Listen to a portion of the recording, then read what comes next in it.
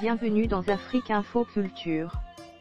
Nous allons jeter un coup d'œil sur les religions traditionnelles africaines qui du fait de l'absence d'écrit restent un grand mystère.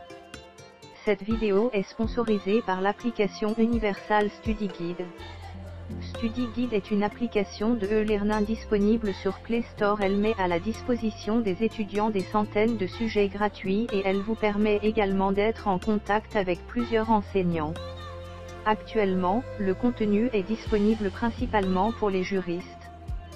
Faire une analyse sur les religions traditionnelles africaines est une tâche très ardue, dans la mesure où, ces dernières, ont été transmises par voie orale à une catégorie de personnes. De plus, les objets et les lieux de culte n'étaient pas exposés au grand public. Il est également nécessaire de faire une distinction entre les religions traditionnelles de l'Afrique subsaharienne, c'est-à-dire l'Afrique noire, et les religions de l'Afrique du Nord. Ces dernières sont plus connues grâce à leur succès auprès d'anciennes civilisations telles que la civilisation romaine. Ce succès a d'ailleurs influencé certains cultes grecs et romains. Nous pouvons citer à titre d'exemple le culte d'Isis, qui fera l'objet d'une vidéo. Nous pouvons également citer la divinité punique Miscar qui est assimilée à Neptune. La colonisation a énormément contribué à l'affaiblissement des dites religions. En effet, les missionnaires européens ont vite fait d'assimiler ces religions à des pratiques sataniques et démoniaques. Cette philosophie a permis la mise en place rapide des religions abrahamiques que sont le christianisme et l'islam. De plus, à un moment donné de l'histoire, il y a eu une volonté manifeste de faire disparaître de la conscience collective africaine l'existence des dites traditions. Dans ses ouvrages, Les fonctions mentales dans les sociétés inférieures et La mentalité primitive, Lucien Lévy-Bruhl théorise ce qu'il nomme la pensée primitive comme pré-logique et mystique, les pratiques spirituelles afférentes étant considérées comme des pré-religions. Mais avant sa mort, il participera à la réhabilitation des religions traditionnelles africaines. Pendant bien longtemps, il a été communément admis que les Africains étaient animistes. Les Noirs n'étaient pas matérialistes parce qu'ils croyaient que tous les êtres, animés et inanimés, avaient une âme. Les Africains étaient donc considérés comme animistes, fétichistes et idolâtres. Ce n'est que plus tard que les religions traditionnelles africaines seront considérées comme monothéistes. Marcel Griaud va définir ces religions comme un système de relations entre le monde visible des hommes et le monde invisible régi par un créateur, en général bienveillant, et des puissances qui, sous des noms divers et tout en étant des manifestations de ce Dieu unique, sont spécialisées dans des fonctions de toutes sortes, d'où des pratiques visant à invoquer la médiation des puissances intermédiaires, ancêtres, génies, esprits. À partir de là, nous pouvons essayer de comprendre la conception religieuse des Africains.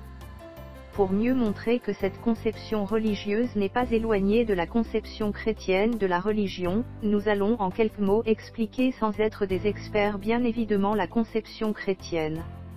Chez les chrétiens, il existe un Dieu unique à qui tout le monde adresse ses prières.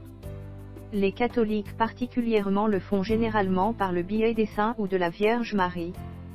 Dans les religions traditionnelles, l'on s'adresse au Dieu unique créateur de l'univers par le biais des ancêtres, des génies et des esprits. Cependant, l'on ne prononce pas le nom du Dieu unique. Ce qui fait croire aux non-initiés que le religieux traditionnaliste adresse ses prières aux ancêtres, alors que ces derniers ne sont que des passerelles. C'est pourquoi, la notion du « Deus otiosus », c'est-à-dire du Dieu absent, est parfois appliquée, parfois refusée, aux religions traditionnelles africaines. La religion et la culture s'entremêlent chez les religieux traditionnalistes africains, ce qui exclut une distinction entre sacré et profane. Ils influencent de manière très active la vie des Africains. En effet, les ancêtres et les morts, forces spirituelles, participent fondamentalement à la réussite ou à l'échec des entreprises humaines. Malgré la diversité des religions traditionnelles africaines, il y a un certain nombre de constances. La première est la présence d'un Dieu unique qui est créateur de toutes choses. En fonction des croyances, ce dernier est parfois absent dans le quotidien des hommes et parfois très présent. En second lieu, nous avons le caractère cyclique des religions africaines. Cela veut dire que la mort n'est pas la fin de toute chose, car les vivants honorent les ancêtres qui ne sont plus de ce monde et ces derniers peuvent même revenir à la vie par le biais de leurs descendants. En troisième lieu, nous avons l'existence d'un modèle cosmogonique en 3 parties dans lequel le monde des hommes est au milieu entre le ciel, appartenant à Dieu et où résident les déités mineures, et la terre, y compris le monde souterrain, où résident les ancêtres et les esprits. Les frontières entre les mondes sont poreuses et les activités dont l'un rejaillissent sur l'autre. Nous constatons que ce modèle n'est pas très éloigné du modèle grec où les hommes interagissent avec certaines divinités. La dernière caractéristique que nous pouvons relever ici est la tradition orale.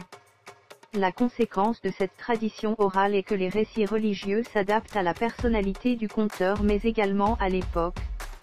L'absence de corpus écrit fait également que les principes religieux ne sont pas récités mot par mot comme dans l'islam ou le christianisme.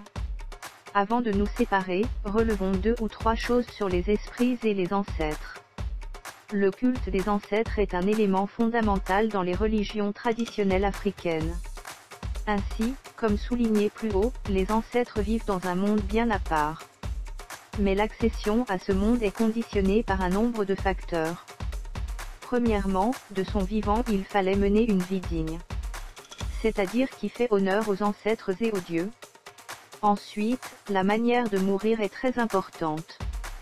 Tout comme chez les Vikings qui n'accèdent au royaume des dieux qu'après une mort honorable en pleine bataille, les Africains accèdent au royaume des ancêtres avec une mort honorable. À titre d'exemple, une personne qui se suicide ne pourra pas accéder à ce royaume.